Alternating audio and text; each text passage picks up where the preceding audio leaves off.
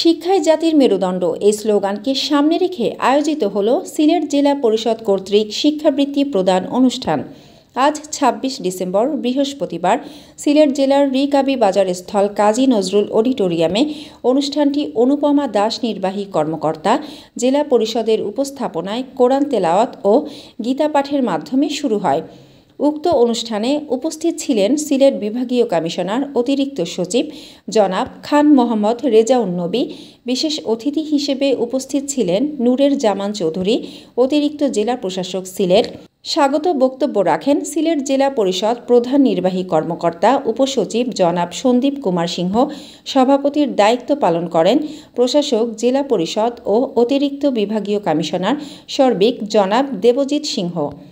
অতিথিরা বলেন, এরকম আয়োজন খুবই প্রয়োজন। শিক্ষার্থীরা তাদের অধিকার আদায়ে কাজ করেছেন।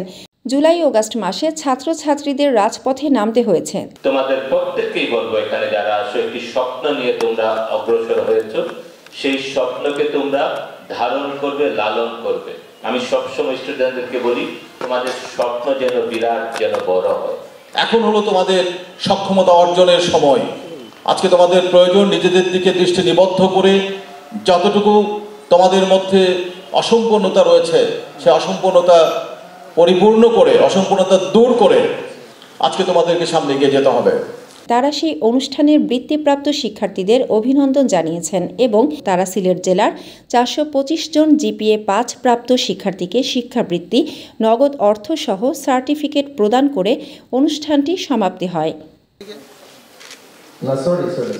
আচ্ছা, পাপিয়া চৌধুরীর পক্ষে নিচ্ছেন মা ইলমা করিম মজুমদারের পর, তারপর মানসম্মত হাঁস ও মুরগের চাহিদা পূরণ করতে আল আমিন হালাল লাইফ পোল্ট্রি রয়েছে আপনারই পাশে। আমরা হাঁস, মুরগ, কবুতর, কোয়েল, টার্কি ও খরগোশ পাইকারি মূল্যে বিক্রয় করি।